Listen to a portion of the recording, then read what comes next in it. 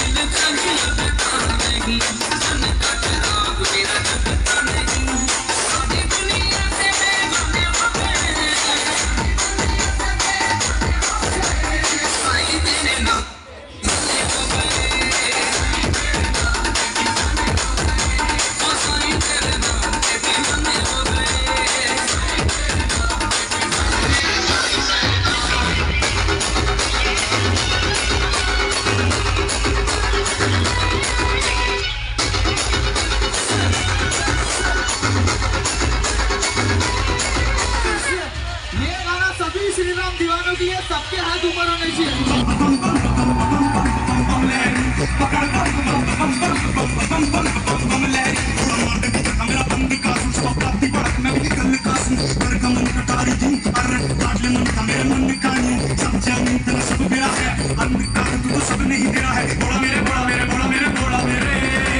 आता मी घरी आलो आहोत आणि आजचा ब्लॉग मी इथपर्यंतच ठेवतो। भेटूया आता अशाच पुढच्या ब्लॉगमध्ये। जर तुम्हाला हा ब्लॉग आवडला असेल तर प्लीज लाईक करा, शेअर करा आणि चॅनलवर नवीन जोडले असाल तर प्लीज सबस्क्राईब करून घ्या, कारण ते अशाच प्रकारचे ब्लॉग तुम्हाला या ब्लॉग चॅनलवर पाहायला मिळून जाणार।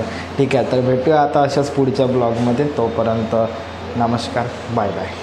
आणि परत एकदा तुम्हा सर्वांना रामनवमीच्या खूप खूप शुभेच्छा। जय श्रीराम।